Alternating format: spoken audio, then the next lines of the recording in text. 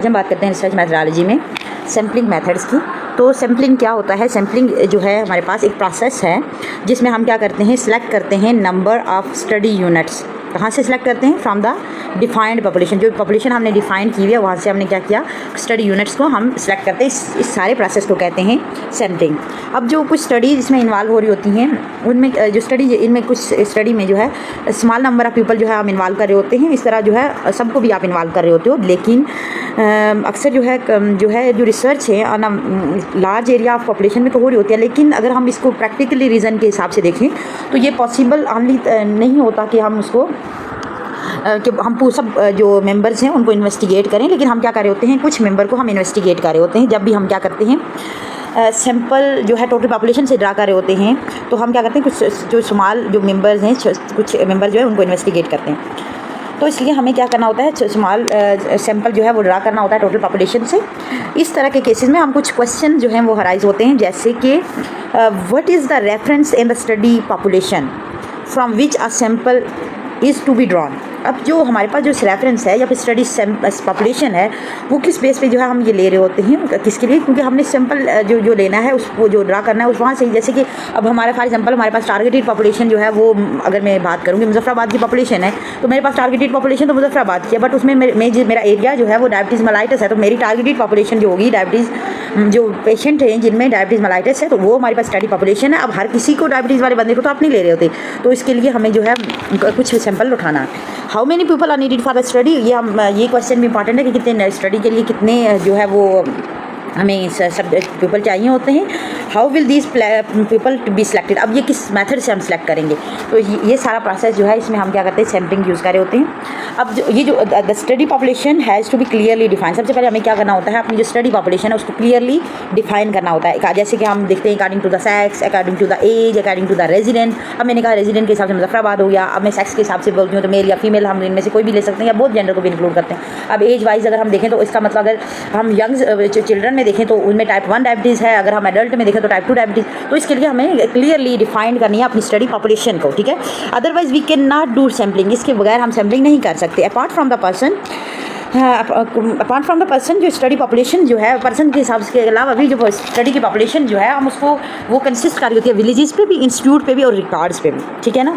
अब जो भी हम स्टडी पॉपुलेशन जो स्टडी जो पॉपुलेशन है हमारी वो कंसिस्ट कर रही होती है हमारे पास स्टडी यूनिट को, जो डिपेंड कर रहा होता है जो डिपेंडेंट होता है on the problem to be investigated and objective of the study. अब हमारे फॉर एग्जाम्पल अगर मैं कहती हूँ कि मैंने इन्वेस्टिगेट करना है डायबिटीज़ मेलाइटिस पे, अब हमने मेरा ऑब्जेक्टिव स्टडी का क्या है, मैंने डायबिटीज़ मेलाइटिस में क्या चीज़ चेक करनी है, क्या पोलीन्यूरोपैथी करनी है या रेटिनोपैथी को टारगेट करना है, कितने लोगों में हो चुकी है। तो इसके लिए हमें सबसे पहले जो हमारी पॉपुलेशन है उनकी स्टडी यूनिट पे डिपेंडिंग होती है कि हम उन पे जो है इन्वेस्टिगेट करें और हमारा जो ऑब्जेक्टिव ऑफ द स्टडी है वो मीट हो जाए, ठीक है ना।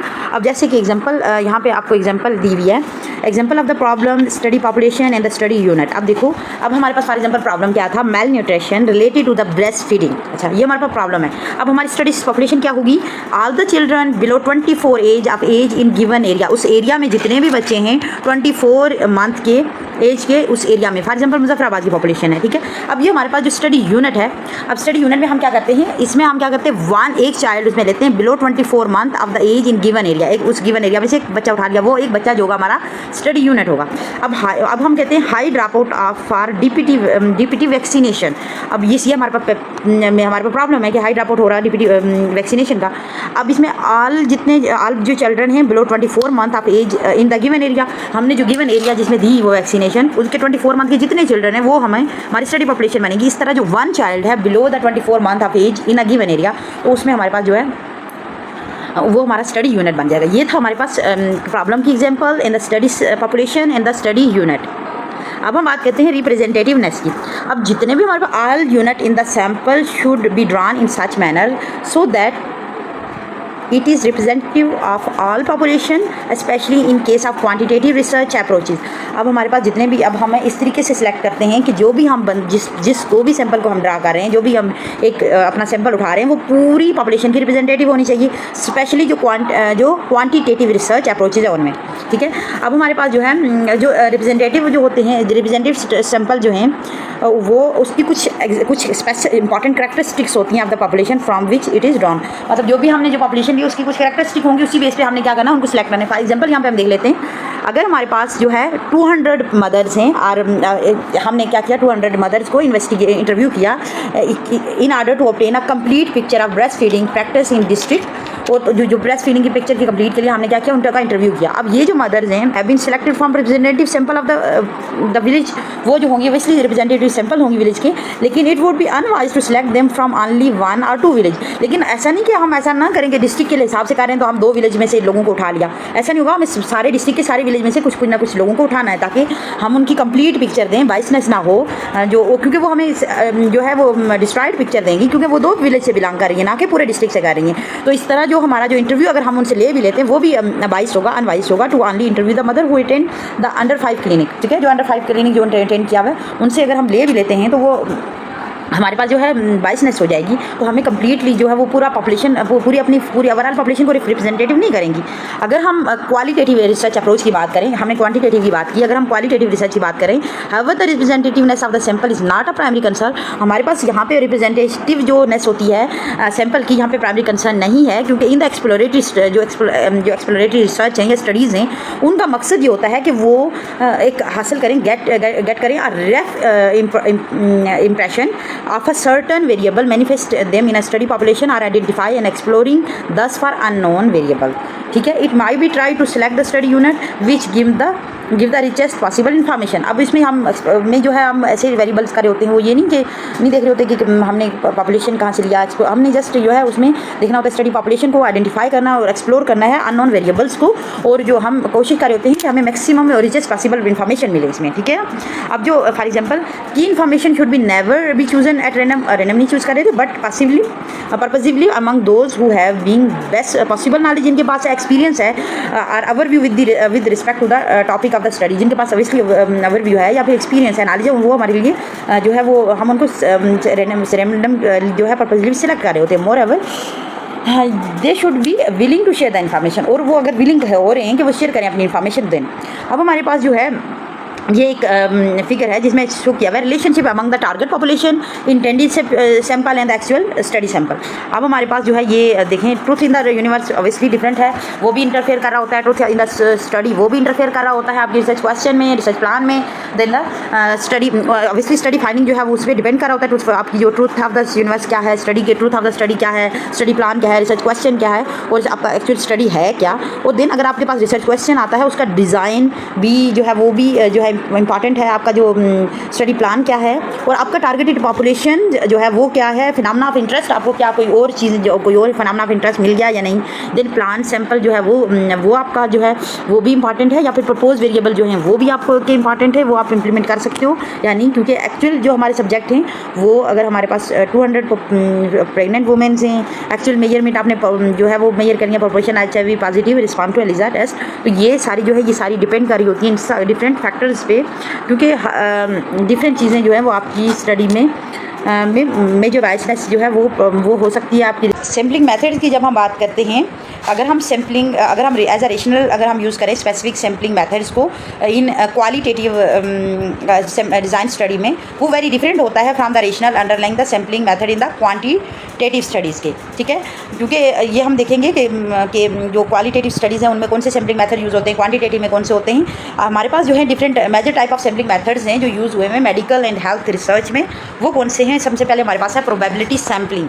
प्रोबेबिलिटी सैम्पलिंग में रैंडम जो है वो मेथड्स हैं, जिनमें नंबर 1 है हमारे पास सिंपल रैंडम सैम्पलिंग, तो दूसरा है सिस्टमैटिक सैम्पलिंग, तीसरा है स्ट्रेटिफाइड सैम्पलिंग, चौथा है क्लस्टर सैम्पलिंग, पांचवा है मल्टी स्टेज एंड छठा है मल्टीफेजिक सैम्पलिंग। नेक्स्ट है हमारे पास प्रोबेबिलिटी सैम्पलिंग की अब हम बात करते हैं, ये है non random sampling. Non random में क्या होता है, कन्वीनियंट सैम्पलिंग होती है और पर्पसिव सैम्पलिंग होती है। पर्पसिव सैम्पलिंग की फर्दर टाइप्स हैं, जिसमें extreme case sampling, quota sampling, homogeneous sampling, typical case sampling, critical case sampling and the snowball और चेन सैम्पलिंग, ये हमारे पास है नॉन प्रोबेबिलिटी की टाइप्स हैं।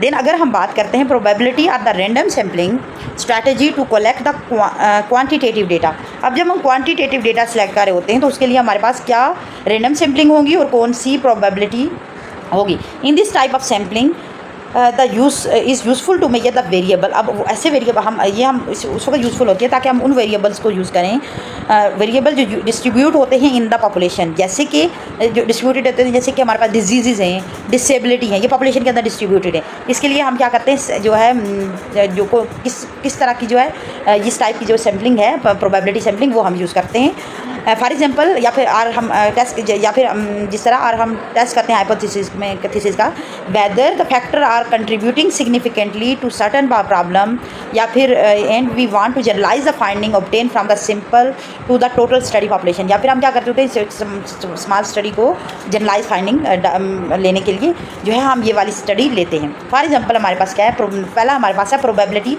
सैम्पलिंग। प्रोबेबिलिटी सैम्पलिंग जो इन्वॉल्व करी होती है using random selection procedure. Random जो सिलेक्शन प्रोसीजर है उसमें रैंडम सिलेक्शन प्रोसीजर होता है ताकि इंश्योर किया जाए each unit of the sample जो है वो आप चूज़ किए on the base of chance, ठीक है, on the basis of chance की बेस पे आपने ईच यूनिट ऑफ सैंपल जो है वो अपनी पॉपुलेशन में से उठाए। All unit of the study population जो है वो should have an equal at least a non chance of being included in a sample. आपको पता होगा कि उसके कितने नॉन चांस होंगे कि वो भी इस जो सैम्पलिंग है अपने वो भी सैंपल बन सकता है। प्रोबेबिलिटी सैम्पलिंग जो है required that are listing of all study unit exist. उसमें क्या होता है, आप पूरी लिस्ट बनाते हो, यानी लिस्टिंग करते हो ऑल स्टडी यूनिट की जो एग्जिस्ट कर रहे हैं, और कैन भी कंपाइल्ड, या फिर उनको कंपाइल किया जाता है। और इसके लिए हम क्या करते हैं, इस लिस्टिंग को हम कहते हैं सैम्पलिंग फ्रेम। अब फॉर एग्जांपल रैंडम सैम्पलिंग की जब हम बात करते हैं, this is the random form of the probability sampling. Probability sampling का ये रैंडम फॉर्म है। इसमें क्या होता है, कुछ प्रोसीजर होता है जो हम अडाप्ट करते हैं ताकि हम सैंपल यूनिट को सिलेक्ट करें। अब सबसे पहले हम क्या करते हैं, देखो, प्रिपेयर करते हैं और या फिर सर्च करते हैं from existing number list of all unit in the population from which sample is to be drawn. अब जितने भी नंबर ऑफ पॉपुलेशन है, मेंबर्स हैं, उनको आप सर्च करते हो, प्रिपेयर करते हो यूनिट्स को कि उनमें से आपने सैंपल उठाना है। अब डिसाइड करते हो on the size of sample. Sample size को आपने डिसाइड किया कितना मेरा सैंपल साइज़ है। देन आपने क्या किया, आपने क्या किया, select the required number of sampling unit. जितने भी required number of sampling unit है उनको आपने क्या किया, सिलेक्ट किया यूजिंग लॉटरी मेथड्स के जरिए, या फिर टेबल ऑफ रैंडम नंबर्स, या फिर रैंडम नंबर के टेबल से जो है वो आप उनको सिलेक्ट कर लेते हो। फॉर एग्जांपल अगर हम बात करते हैं, the sample random sampling of 50 student is to be selected from the school of 250 students. 250 के बच्चों में से आप 50 बच्चों को उठाते हो, तो यूजिंग द लिस्ट ऑफ 250 बच्चों की लिस्ट आप बनाते हो। ईच ऑफ द जो स्टूडेंट होगा in the given number 1 to 250, अब each number will be written in a small piece of paper. अब वो सारे पीस ऑफ पेपर आप बॉक्स में डालते हो और उनमें से आप क्या करते हो, शेक करते हो विग्रेसली, ताकि आपको इंश्योर करो कि यहाँ पे रेंडमाइजेशन हो गई है। आप देन आप क्या करते हो, 50 पेपर वहाँ से उठा लेते हो, ठीक है। अब आप क्या करते हो, in the number are recorded, over जो नंबर हो गया आप रिकॉर्ड करते हो, और वो सारे जिन बच्चों को आपने बिल दिया हुआ था वो नंबर, उनको आपने अपने सैंपल में कंस्टिट्यूट कर लिया। ये था हमारे पास सैंपल रैंडम सैम्पलिंग। नेक्स्ट है हमारे पास systematic random sampling.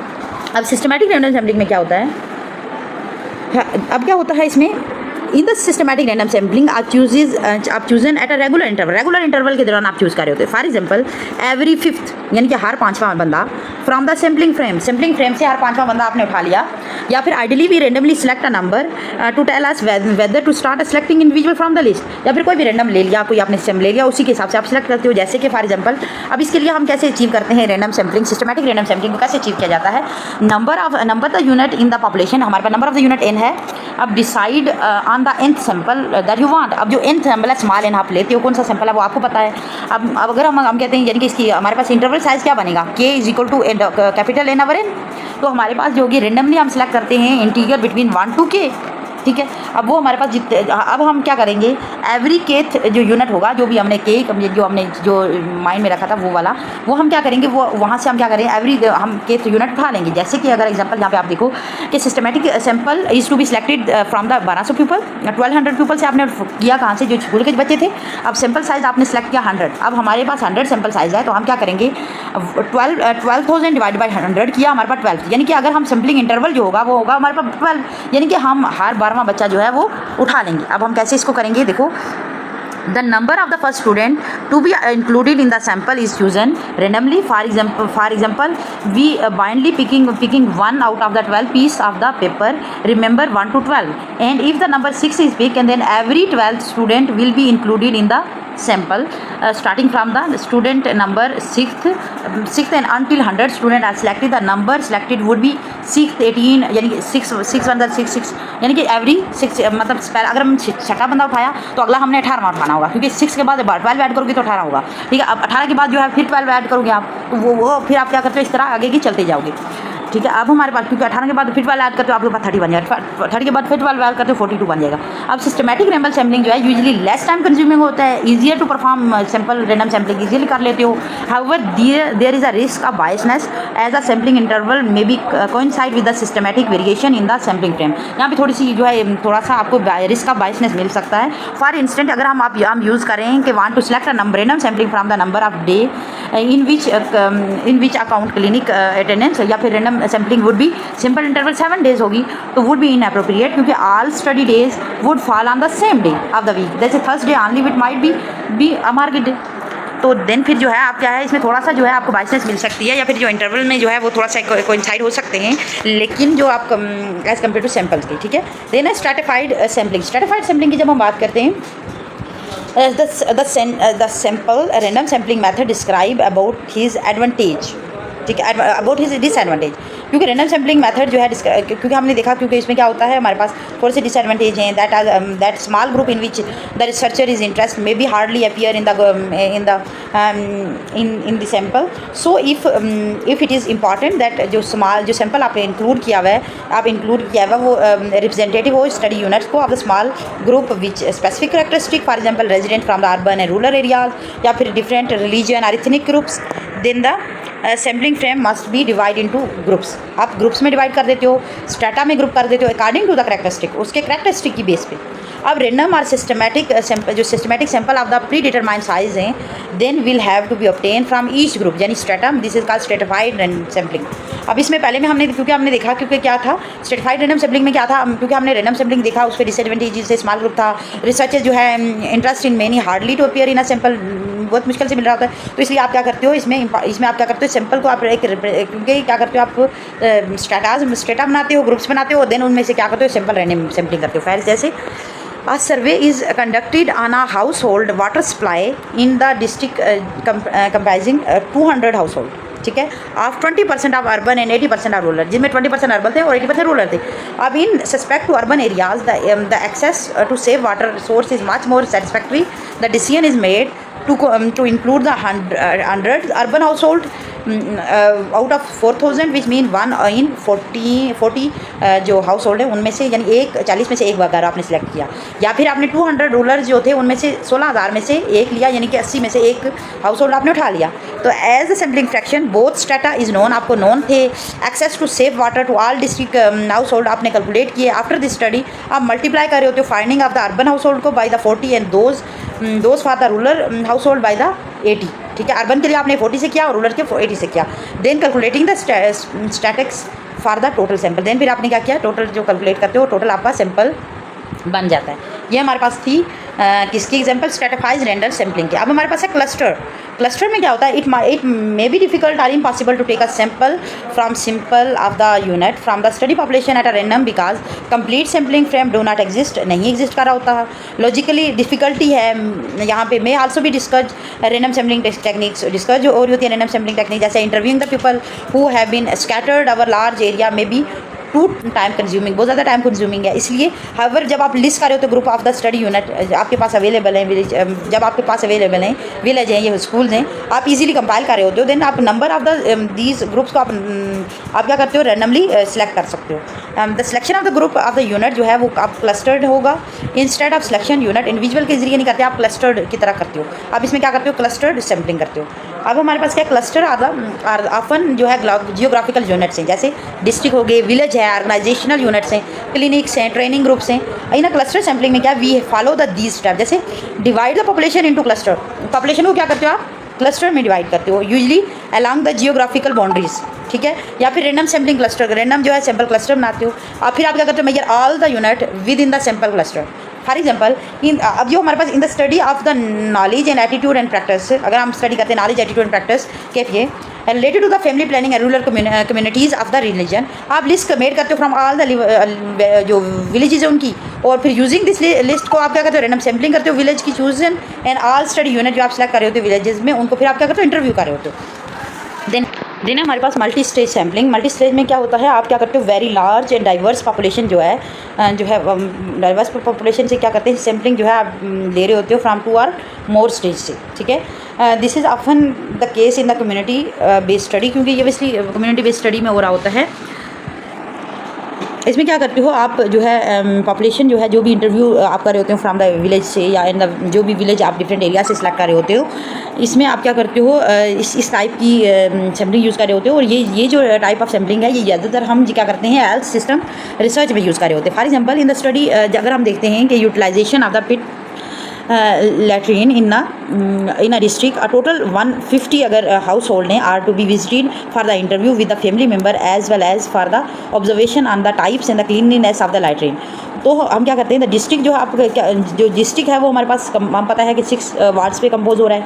Each ward जो है वो हमारे पास 6 से 9 विलेज पे मिल है। तो उसके लिए आप क्या करते हो, सैम्पलिंग इस किस्म का सैम्पलिंग प्रोसीजर अप्लाई कर रहे होते हो। सबसे पहले क्या करते हो, आप सेलेक्ट करते हो 3 ward out of 6 by the random sampling से, ठीक है। रैंडम सैम्पलिंग से 3 वार्ड आपने सेलेक्ट कर लिया। उसमें से आप क्या करते हो 5, क्योंकि आपके 15 विलेज है अगर फॉर एग्जाम्पल, तो उनमें से 5 विलेज जो है रैंडम सैम्पलिंग के जरिए दोबारा से सेलेक्ट किए।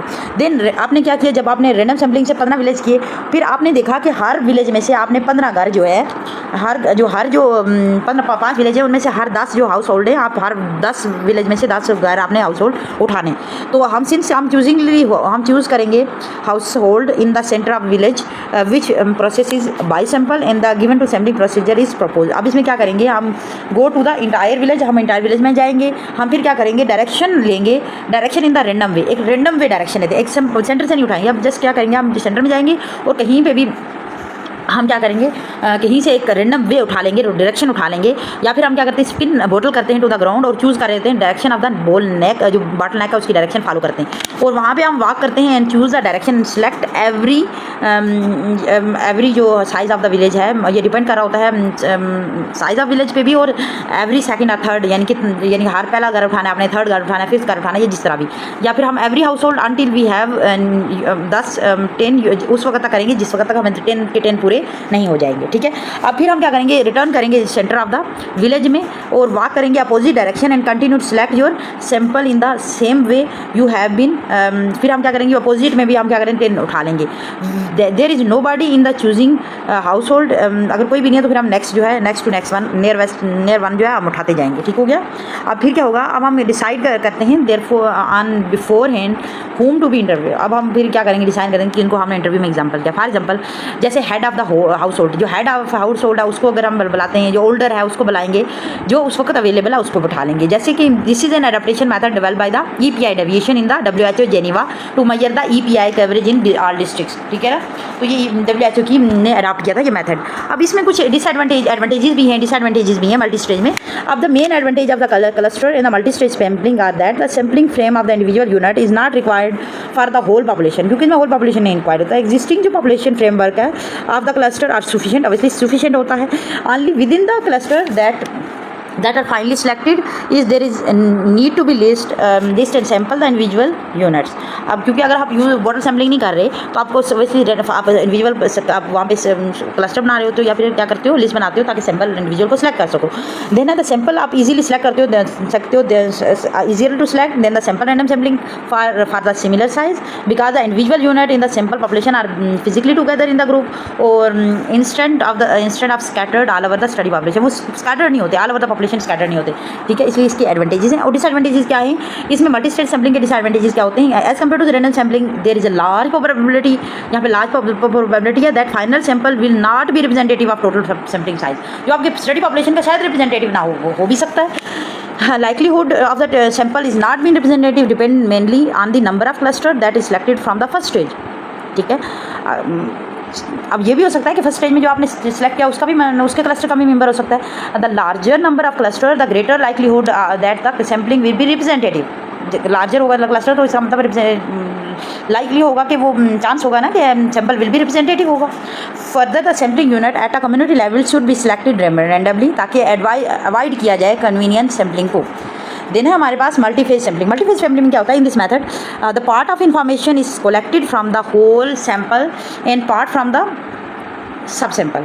जैसे कि जो ट्यूबरकुलोसिस सर्वे है उसमें हम करते हैं, जैसे फेज़ 1 आ गया, फेज़ 2 या फेज़ 3, 3 फेज़ में हम कर रहे होते हैं। फेज़ में हम क्या करते हैं? Mantoux test was perform on all cases of sample, जितने केसेस उनमें आप टेस्ट परफॉर्म करते हैं। सेकंड में आपने देखा जैसे पॉजिटिव पर्सन जो थे मोनटॉक्स टेस्ट के जो जितने भी पॉजिटिव जो सैंपल थे उनको आपने लिया, सब्जेक्ट लिया, ताकि आपको आपने क्या किया? एक्सरे टू द चेस्ट किया या MMR किया, ठीक है। देन फेज़ 3 में आप क्या किया? जिनको आपने एक्सरे करवाया और जो भी क्लिनिकल सिम्टम्स थे वो पॉजिटिव थे और उनको आपने सब्जेक्ट को उठा लिया और उनको स्पूटम एग्जामिनेशन के लिए कंफर्म किया और डायग्नोस्टिक कैटेगराइजेशन में डाल दिया।